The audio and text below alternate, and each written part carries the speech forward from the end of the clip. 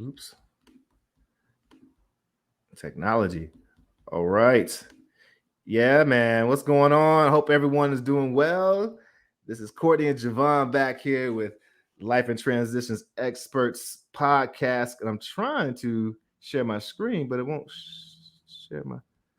How do I? Oh, there we go. Full screen it right there. Boom. There we go. Now we got pretty faces. So every Monday, Javon and I. First of all, what's up, Javon? How you doing, man? Oh, yeah, I'm great. I'm great. As always, all thanks to the Omniverse for waking us up, for giving us that energy to keep pushing forward to get the things that we want to get.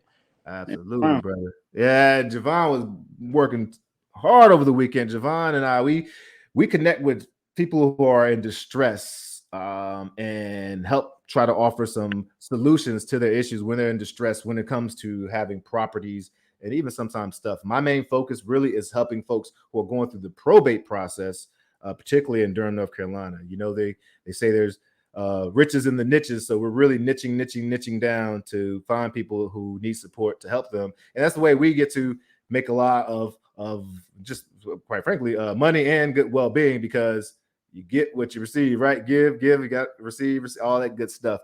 Right. So we practice, right? So we're also practicing. So today we're actually going to look at, when we have conversations with folks, how do we help people have motivation? Like, we're buying properties or contracts at very deep discounts quite often, and that people don't just sell their houses for 60, 50, 70, 80% of to the dollar without some type of motivation.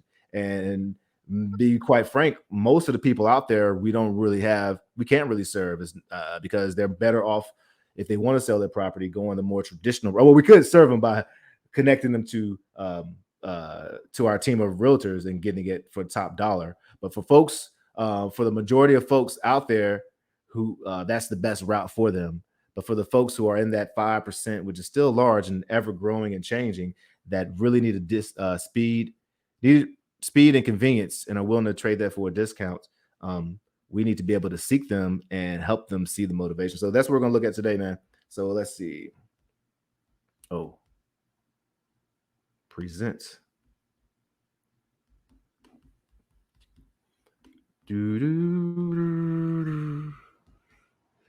And this is a concept we're going to keep coming back to, because that's what study is, repetition, right? Shoot, I'm trying to learn how to be the best. I'm going to be a good golfer, y'all. I picked up that daggone sport, and it is tough. It is kicking my butt. But I know that if I keep working hard, I keep practicing, I'm going to get better. And that's going back to the same thing. You know, in school, I think we got it messed up sometimes. We read a book and then put it away. Nah, read the same book over and over and over. Dig, get understand the concept through repetition and through study. And that's why we're going over the similar themes here. So here are some questions. This comes straight from Dr. Pantalone's Instant Influence: How to Get Anyone to Do Anything Fast.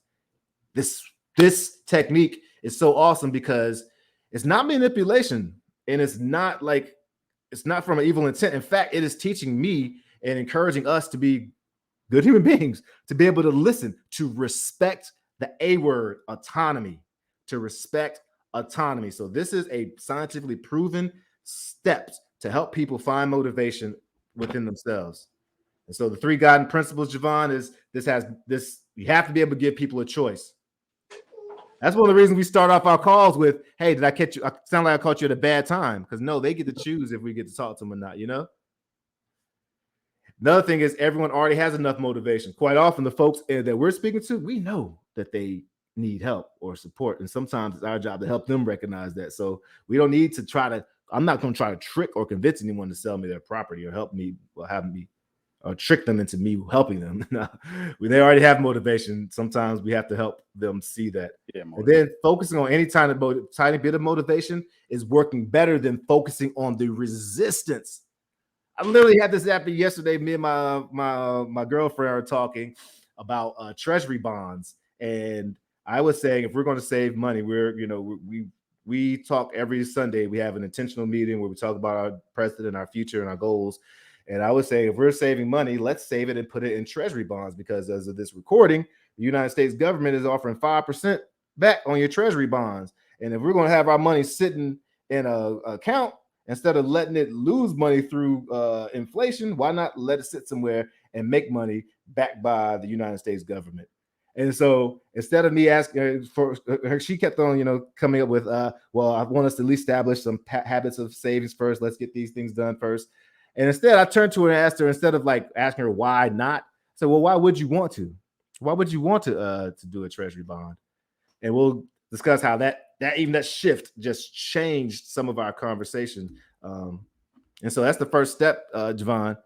Why might you change? Now, for us, it may sound a little different because we're selling property. So what would you think? I'm putting Javon on the spot. Javon, what would you think would be a question to ask if we're trying to talk? How does this sound as a seller? I mean, as you and me as a buyer. Instead of why might you change, what would we say? Instead of saying why might you change? Yeah, what are we really asking? I know this is unfair because I'm putting you on the spot, but I'm just I honestly, I kind of missed a little piece of it. Okay. Grab my daughter real quick. So I dig. I'm just over babbling. So it's really, we're talking why might you sell? We're talking about selling property. So in this step one of the influence, we're asking why would you sell? Well, why do you want to sell? That's literally asking for the motivation. Why might you sell? Right. It's step two. I mean, that kind of gets them to talking about those pain points. I mean, what exactly the things that's getting on their nerve right now. My tenants pain in the butt, they're not paying on time. Exactly. Why might you sell? It's similar if we're talking to probate. Well, what's your biggest problem that you want taken off your hands? So why might you sell? The second one is really important, and I have not implemented this, but I want us to try to implement this today. All right. Matter of fact, Javon, you could really do this with the Providence lead. Oh, I'm listening. So how ready are you to change? Okay, so how ready are you to sign? On a scale of 1, not ready at all, 10, totally ready. If we agree on price, scale of 1 to 10, how ready are you to sign today? And then they'll let you know. Well, if you got the price, we're at a 9. If we don't have the price, that we're gleaming information. Mm-hmm. And then the very important thing is you actually spell it correctly though. Why didn't you pick a lower number? No, okay, lower number. Or why did you pick a lower number? So it's great. Oh, you picked 3. Okay, why not? Why didn't you pick 2? As opposed to saying, why didn't you pick a higher number? Why did you pick a lower number? So you're having them do the homework of trying to figure out, well, why would I want to do this? Whatever it is, stop smoking, dieting, sell my property. Why would I want to? Why didn't I pick a lower number? Well, because that tenant is really, whatever it is, they're digging about thinking, okay. Now, here's really, really cool. This is called future pacing, where we actually help people start. This is a bias too, human bias. Once you start thinking about something, it's almost you become congruent with it. It's the same thing that's why thoughts are so powerful. You got to have the thought in your head so that it can form. If you can think it in your mind, you can hold it in your hand. So imagine we sold that property. Imagine you've got rid of that issue, that pain, whatever. Imagine you accomplished that. What are some of the positive outcomes for you? Why would that be so good for you? In other words, why is that so good? Well, hell, I don't have to worry about the tenant. I can finally have the respect of my wife get off my back because of this or that, or my husband, this or whatever it is. Whatever it is, you're helping them understand this. And again, bro, this applies to all aspects of life. Yeah, definitely. And then the important thing is, so why is that so important to you? Oh, why is it so important for your wife to get off your back? Because I really want respect. I really want this or whatever, your husband, whatever it is, So so that number, step 5 is super important to asking them, why are those outcomes important to you? Bro, this applies so well to our conversation. And then the last one is, so, okay. All right, cool. All right. Sounds like, so you sound like you're about ready. And if we got this off your hand, you wouldn't have to, feel the pressure of worried about if it's going to be foreclosed on, and you don't have to deal with the embarrassment of that, and that would make you feel really good. So if we're able to give you an offer today at that price, what would be the next step, if any? And then they're going to tell you what the next step is. And this is super strong. So let's what are your thoughts, Javon? I love it. It kind of, I don't want to use the word play, but it kind of plays to the emotional side of being a human. I mean, simply because, like everything that you stated, you kind of pull out that pain point. You kind of Right. pull out your reasons and everything else. And at the end, I'm reiterating these things to you, but I'm making it in a Right. blissful way. So yeah, you might want to go ahead and get rid of this. So I mean, that way you Right. won't have to worry about paying for this. You won't have to worry about just Right. wife's off your back. It makes a person sit there and like, yeah, that feels good. People hate being sold, but they love buying. So if I'm helping you just by asking the right questions, help you discover it, it's so much more powerful. Mm-hmm. When you say it. Like I can all day long know that smoking cigarettes is not good for you, and other people may tell. But if I really find out, oh, I really want to stop smoking so that I can have more energy, so I can spend more time with my grandkid, so I can have memories. Oh, I've come up with that now, as opposed to, well, I know it's bad and I know it gets on everyone's nerves around me and the smoke, stuff like that. So just the same as buying a house. I know he wants to buy my house, but if I come up with a reason why, heck yeah.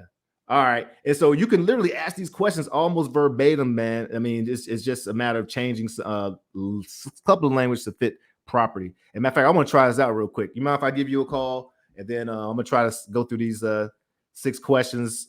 Matter of fact, you mind if I give you a call? Like we're mid conversation.